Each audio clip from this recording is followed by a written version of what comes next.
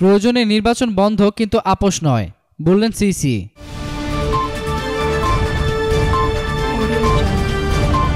উপজেলা নির্বাচনকে ঘিরে কোনো সহিংসতা ঘটনা যাতে না ঘটে সেদিকে লক্ষ্য রাখতে রিটার্নিং ও সহ রিটার্নিং কর্মকর্তাদের নির্দেশ দিয়েছেন প্রধান নির্বাচন কমিশনার KM নুরুল হুদা। তিনি বলেন, উপজেলা নির্বাচনের আগে, পরে এবং নির্বাচনের দিন যাতে কোনো সহিংসতার ঘটনা না ঘটে সেই বিষয়ে লক্ষ্য রাখতে হবে।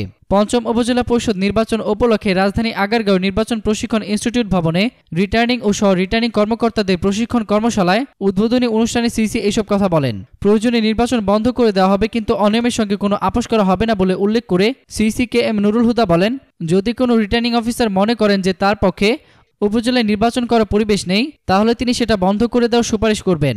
কমিশন সেটা বন্ধ করে দিতে পারবে, কিন্তু নির্বাচনে কোনো রকম অনিয়মের সঙ্গে আপোষ করা যাবে না। সিসি বলেন, মানুষ ভোট দেবে, ভোটারদের পছন্দের প্রার্থী বিজয়ী হবে। প্রার্থী কোন দলের, কোন ধর্মের, কোন বর্ণের সেটা দেখার দায়িত্ব আমাদের নয়। ভোটার যাকে যোগ্য মনে করবেন তিনি হবেন তাদের নির্বাচিত প্রার্থী।